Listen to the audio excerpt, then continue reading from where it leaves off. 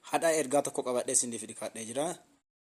Inni sunillee maal jennaani namoonni gooftummaa Yesuus Kiristoos maaf morman yennaa jenne kitaabni qulqulluun waa ijoo ta'e wayii nutti hima. Gara kitaaba qulqulluu deemuun dura namoonni hedduun Yesuus gooftaa miti, Yesuus waaqaa miti, Yesuus ergamaa ammallee wanta garaagaraa Yesuus biratti dabalanee gooftummaa Yesuus waan gadi buusaa innaa hojjetanu baay'ee kenna hin aarraa hin lollaa hin mormina. Namni kun maafi gooftummaa Yesuus Kiristoosiin morma waan jedhu dursa kitaaba qulqulluu irraa ilaaluun baay'ee murteessaadha. Namni tola lafaa ka'ee Yesuus gooftaa miti, Yesuus waaqaa miti jechuu hin danda'u. Indoom nurraa ka'ee gamu kam yennaa jettane isaan mormuu isaan loluu kan arrabsuu odoo hin taane karaa kamiin daandii sirriitti deebisuu dandeenya kan jedhu karaa qopheessuu baay'ee barbaachisaadha. Amantoota irraa akka eegamu warra Yesuus Kiristoos amananii fayyanii fi warrootaan Yesuus gooftummaa isaa mormanu akkam goonee daandii sirriitti deebina waan jedhu ilaaluun baay'ee barbaachisaadha. Kitaaba keenya qulqulluu keessatti Yesuus gooftaa akka ta'e kakuu moofaa keessa baay'ee lakkoofsa hin qabne jira. Kakuu haaraa keessa yeroo 830 Yesuus gooftaa kan jedhu barreeffameera.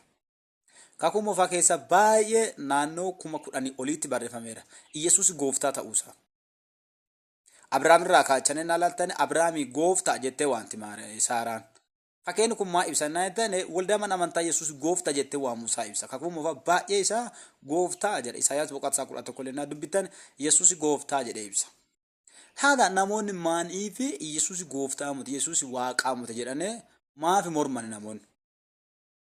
Namoonni Yesuus waaqaa miti jedhanii wanni mormanuufi tokkoffaan kitaaba kana qulqulluun ergaa warra Phaawulos barreesse Qorontos isa jalqabaa irratti akkana jedhamee barreeffameera. Namni hafuura qulqulluu qajeelfamee Yesuus ka'abaarrame ta'uu jedhiisa hin danda'uu jedha. Hafuura qulqulluu qajeelfamee Yesuus ka'abaarrame ta'uu jedhiisaaf hin danda'u jedha. Akkuma san immoo namni hafuura qulqullicha ala Yesuus gooftaa jedhiisa hin danda'u jedha. Namni akka Yesuus isaan morman wanni isaan taasise guddoon hafuura qulqulluu of keessaa hin qabaatin eenyuyyuu Yesuus gooftaa jedhiisaaf hin danda'u. Yesuus gooftaa akka ta'e beekuun baay'ee barbaachisaadha. Qorontos tokkoffaa boqonnaa isaa tokko lakkoofsa 2 naa dubbitan gooftaa keenya jedhamee barreeffameera. Boqonnaa isaa tokko lakkoofsa 9 naa dubbitan waaqi Yesuus gooftaa keenyatti aangoo hunda dabarsee kennee jedha. 2:16 naa dubbitan Yesuus gooftaa keenyaa jedha. 5 lakkoofsa 5 naa dubbitan guyyaadhumaa lubbuu nama Yesuusitti amanee jedha.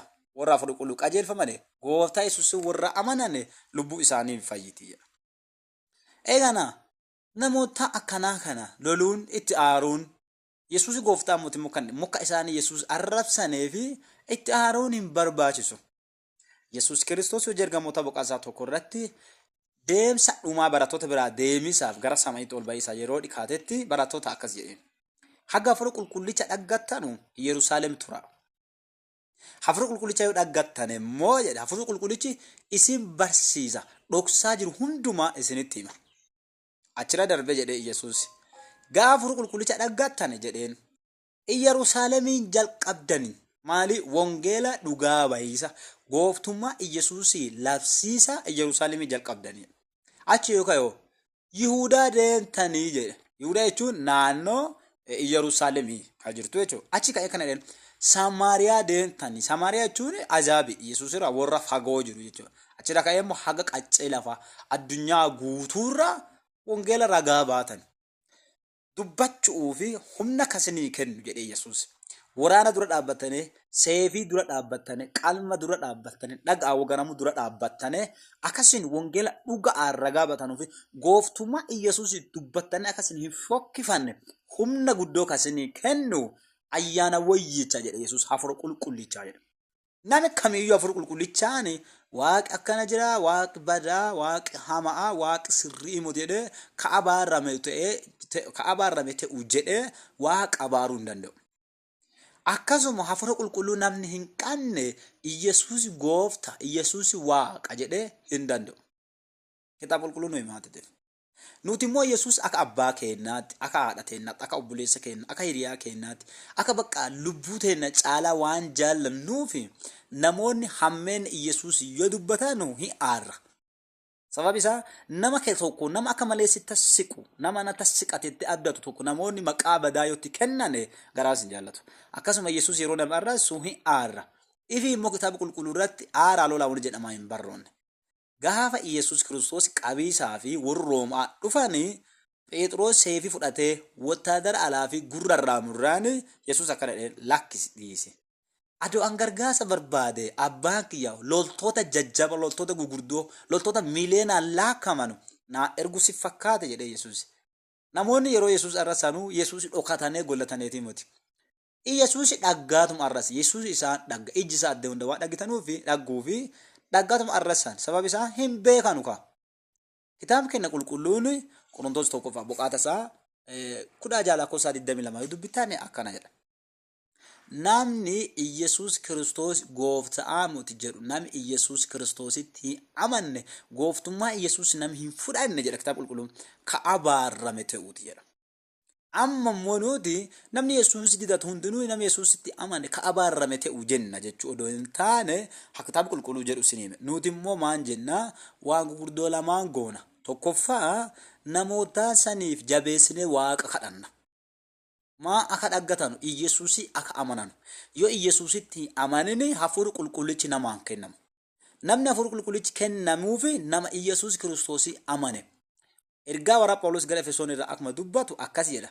Warra Iyesuusii amaneefi mootummaa samaayii keessaa iddoo dhaalaa guddoo akka nu qophooteettu qabdii mootummaa samaayii hafuurri wayyichi nuuf kennameera jedha. Qabdii.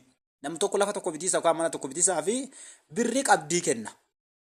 Malee waan biraa kennu birriin bitata waan ta'eef. Akkasuma mootummaa samii keessa jireenya bara bara akka dhaalu waaqi qaama sillaasee keessaa tokko hafuura qulqullicha waaqa kate hafuura qulqullichatti nuu kenname jedha.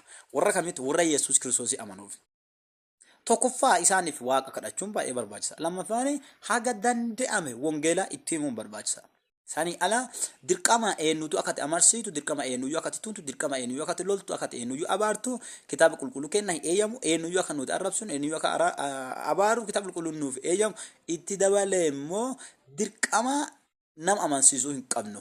Dirqama lallabuutiif, dirqama ragaa ba'uutiif, dirqama dhugaa jiru qulqulleessine nama himuu qabna.